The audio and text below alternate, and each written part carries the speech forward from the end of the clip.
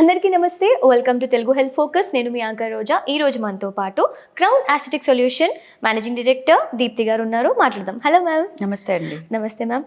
Ma'am ఇప్పుడు ఏమంటారు, మనం మామూలుగా ఏదైనా స్కిన్ కేర్ స్టార్ట్ చేసాం ఇంట్లో, కొంతమంది దాన్ని పాజిటివ్గా తీసుకుంటారు, కొంతమంది ఏంటి ఎప్పుడు లేని షోక్లోకి పోతున్నాం అన్నట్టు ఇలాంటివి వినిపిస్తూ ఉంటుంటాయి. కానీ బేసిక్గా అదొక లగ్జరీ లాగా, మనం ఏదైనా ఒక మాయిశ్చరైజర్ కానీ సన్ స్క్రీన్ కానీ వీటి మీద ఇన్వెస్ట్మెంట్ కూడా ఒక లగ్జరీ లాగా ఫీల్ అవుతున్నారు ఈ మధ్య కొంతమంది. అసలు బేసిక్ స్కిన్ కేర్ అనేది ఏంటి మ్యామ్? అంటే ఎప్పటి నుంచి స్టార్ట్ చేయాలి? మాయిశ్చరైజర్, సన్ స్క్రీన్స్ అయితే మాయిశ్చరైజర్ వరకు మన ఇంట్లో వాళ్ళు ఒప్పుకుంటారు. బేబీ 6th month ఉన్నప్పటి నుంచి సన్ స్క్రీన్ కూడా యాడ్ ఆన్ చేయాలి. మాయిశ్చరైజర్ అంటే పుట్టినప్పటి నుంచి రాసిస్తున్నాం. Sunscreen baby 6th month నుంచి కూడా మొదలు పెట్టవచ్చు. Okay, so baby sunscreens at least పిల్లలు బయటికి వెళ్ళి ఆడుకుంటున్న టైంలోనైనా మొదలు పెట్టాల్సిందే. చాలా మంది ఏంటంటే మాయిశ్చరైజర్ ఫుల్గా రాసి జుట్టుకు నూనె రాసి దువ్వేసి బయటకు వదిలేస్తారు. స్కిన్ మెల్లగా లోపల లోపల లోపల పిగ్మెంటేషన్స్ అంతరించుకుంటూ ఉంటుంది. అది ఒక ఏజ్ వచ్చేదాకా కూడా బయటపడదు. So basic to basic moisturiser and sunscreen. And ఇంకొకటి అండి, మొహం కడగడం వల్ల మనం ఏం చేస్తున్నాం, డర్ట్, ఆయిల్ క్లెన్స్ చేస్తున్నాం. దాంతోపాటు కొన్ని అవసరమైన షీల్డింగ్ కూడా కొంత పొర పోతుంది కదా. మొహం కడగగానే పోయినట్టుగా ఉన్నది అంటే మన న్యాచురల్ ఆయిల్స్ ని ఇంకొంచెం వదిలిచ్చేసుకున్నాం.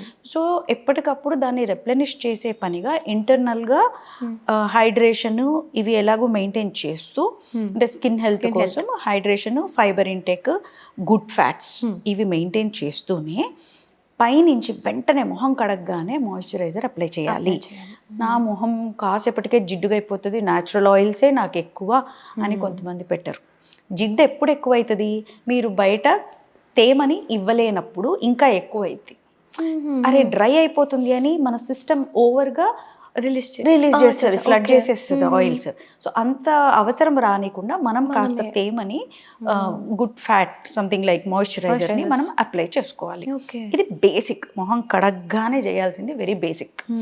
అలాగే ఆడవాళ్ళల్లో మీరు ఇందాక మనం కూర్చున్నప్పుడు అడిగారు, 30s స్టార్ట్ అవ్వబోయే ముందు తీసుకోవాల్సిన స్కిన్ కేర్ ఏంటి.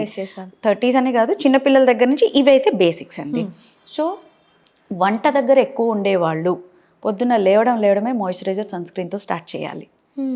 వంట దగ్గరికి వెళ్తున్నాం, ఆ సెగలో ఉంటున్నామంటేనే, నాకు తెలిసి వంట మామూలుగా పెట్టుకుంటేనే మీరు అన్నట్టు ఏంటి ఇంత అవసరమా, అంత అద్దము మీద ఇంత శ్రద్ధ అవసరమా అని ఇంట్లో వాళ్ళు ఎక్కిరిస్తూ ఉంటారు కదా. సెల్ఫ్ కేర్ని మనం గిల్టీగా ఫీల్ అవ్వాల్సిన పరిస్థితి తీసుకొస్తుంటారు. అది కిచెన్లోకి వెళ్తూ పెట్టుకుంటే ఇంకా అసలు ఏ లిప్స్టిక్ వేసుకొని వెళ్ళినంత పాపం చేసినట్టు కిచెన్లో సీరియల్స్లో మనం చూస్తాం కదా. సో ఆ ఫీల్లో ఉంటారు మన వాళ్ళు.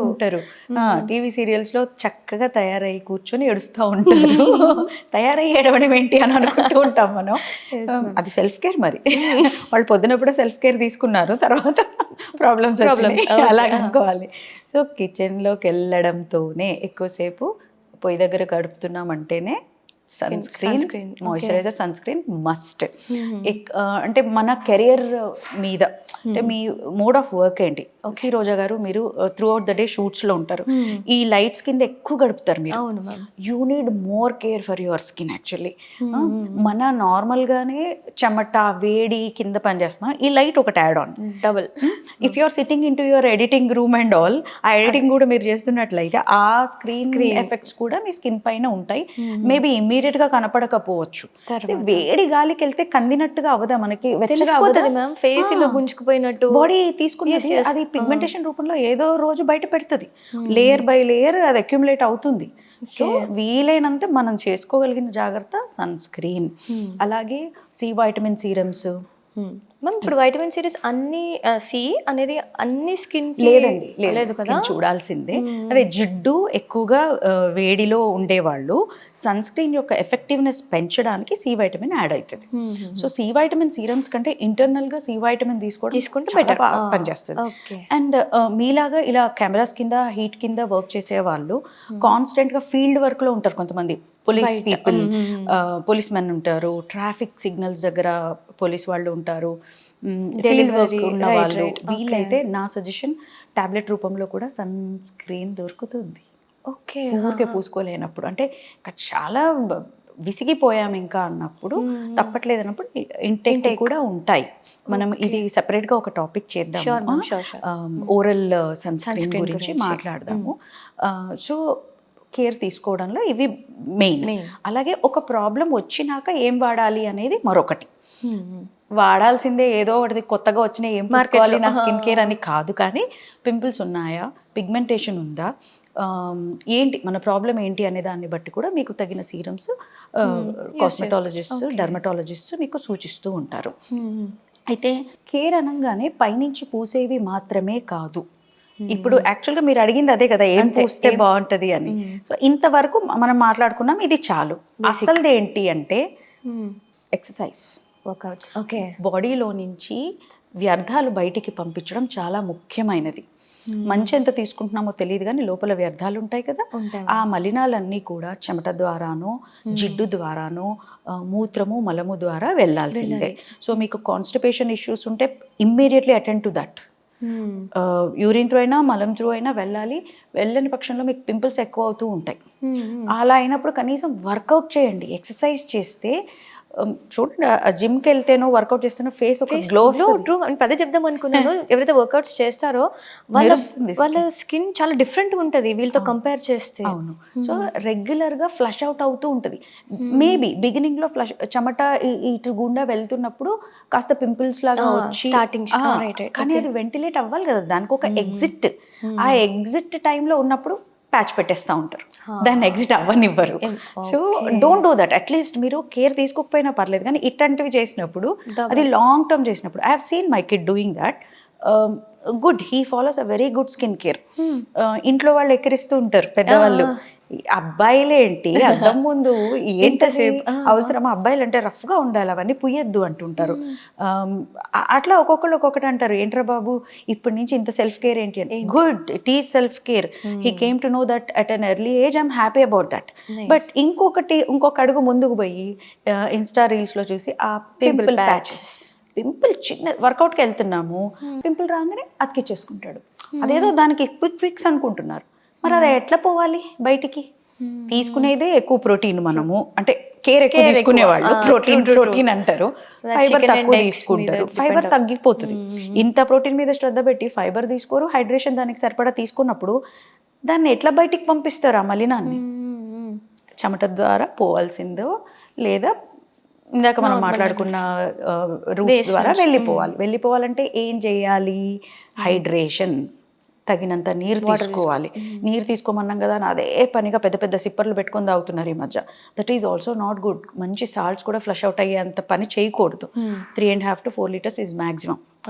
అంటే అవసరానికి మించి చేయకూడదు, తీసుకుందాం. దెన్ మరి హైడ్రేషన్ అంటే ఏంటి ఇంకా ఎక్స్ట్రా అంటే, తడిగా ఉన్న కూరగాయలు లైక్ కీర దోసకాయలు, బీరకాయలు, సొరకాయలు, వాటర్ కంటెంట్ ఎక్కువ ఉన్నవి. ఎగ్జాక్ట్లీ, వాటర్ కంటెంట్ ఎక్కువ ఉన్నవి తీసుకుంటూ ఉండడం. దాంతోపాటు ఫైబర్ కూడా వస్తుంది కదా మనకి, ఫోకస్ చేయాలి. అలాగే హైడ్రేషన్ అంటే నీరు ఒక్కటే కాదు, అంటే ఇప్పుడు నీరు కల కూరగాయలు ఒకటే కాదు, గుడ్ ఫ్యాట్స్ కూడా, నట్స్ సీడ్స్ కూడా అవసరం మనకి. సో డ్రై ఫ్రూట్ లడ్డు, మన క్లినిక్ ఛానల్లో ఆ మధ్య వీడియో చేసాము, డ్రై ఫ్రూట్ లడ్డు. ఈసారి మళ్ళీ మనం చేద్దాం నెక్స్ట్ టైం. సో అలాంటి లడ్డూస్ అట్లీస్ట్ వారంలో ఒక 4 రోజులు వరుసగా స్కూల్కి పెట్టివ్వండి పిల్లలకి. బ్రేక్ఫాస్ట్ టైంలోను, రిటర్న్లో వచ్చేటప్పుడు తినడానికి నిలువ ఉంటాయి అవి బాగానే. అలాంటివి రూపంలో కూడా మనం తీసుకోవచ్చు.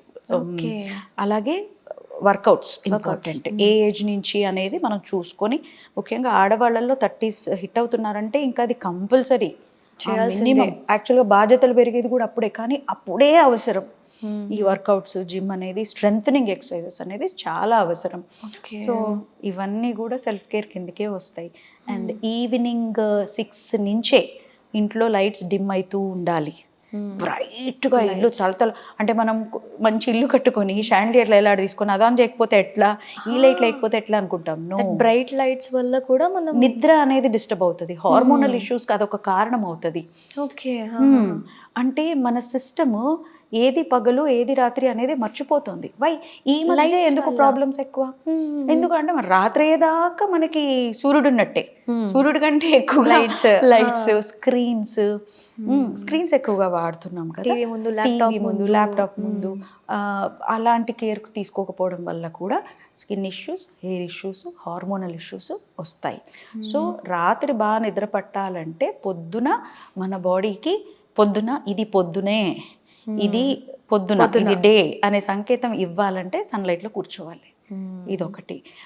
పొద్దున మీరు డే అనే సంకేతం ఇస్తే సాయంత్రం ఓహో ఇది నైట్ ఏమో అనుకుంటుంది బాడీ. కనీసం మనం పొద్దున ఎండలో కూర్చోక రాత్రి ఇంట్లోనే డేని క్రియేట్ చేసుకుంటే your system gets confused.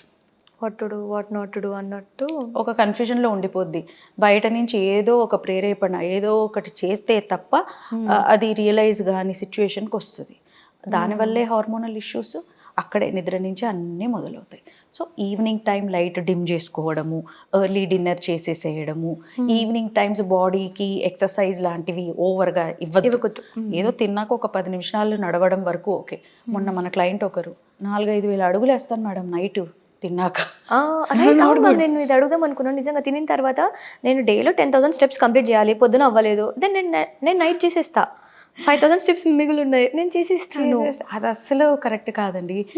Night times నిద్రలోకి మునిగిపోవాలి మనం, యాక్టివేట్ అవ్వకూడదు. తప్పకపోతే ఈవినింగ్ జిమ్ ఇవి ఇంకా కొంచెం తప్పక చేస్తున్నారు కానీ కరెక్ట్ అయితే కాదండి. ఇవన్నీ మన కొంప ముంచుతున్నాయి లిటరల్లీ. మన జుట్టు ఉండడానికి వీటన్నిటికీ ఇవే కారణాలు. పొద్దున మనము లేవాలి, వ్యాయామం చేసుకోవాలి, పళ్ళను బాగా తోమాలి, వ్యాయామం చేయాలి పొద్దున. ఎందుకు? మన సిస్టమ్ని యాక్టివేట్ చేసుకోవడానికి. నైట్ యాక్టివేట్ చేస్తే నీకు నైట్ నిద్ర ఎట్లా పడుతుంది? బిగినింగ్ లో అలసిపోయి నిద్ర పట్టచ్చును గాక, అలసిపోయి వచ్చి వేడి నీళ్ళు స్నానం చేస్తే కొంచెం నిద్ర పడుతుంది. అంటే అక్కడ మనం ఇంకొక సాధనాన్ని పుష్ చేస్తేనే అవుతుంది. న్యాచురల్ గా you are not going into sleep. Maybe night టైంలో కూడా కొంచెం పెయిన్స్ అవన్నీ మెలకులా ఉండే ఛాన్సెస్ కూడా ఉంటాయి. అలర్ట్నెస్ ఉంటుంది. అలర్ట్ గా పడుకోకూడదు కదా మనం. నిద్రపోతే ఆరాంసే నిద్రపోయి. నైట్ షిఫ్ట్స్ అనేవి వద్దు, రొటేషనల్ షిఫ్ట్స్ వద్దు, ఎర్లీ స్లీప్ అవసరము. బోలెడు ఉన్నాయండి ఇవన్నీ.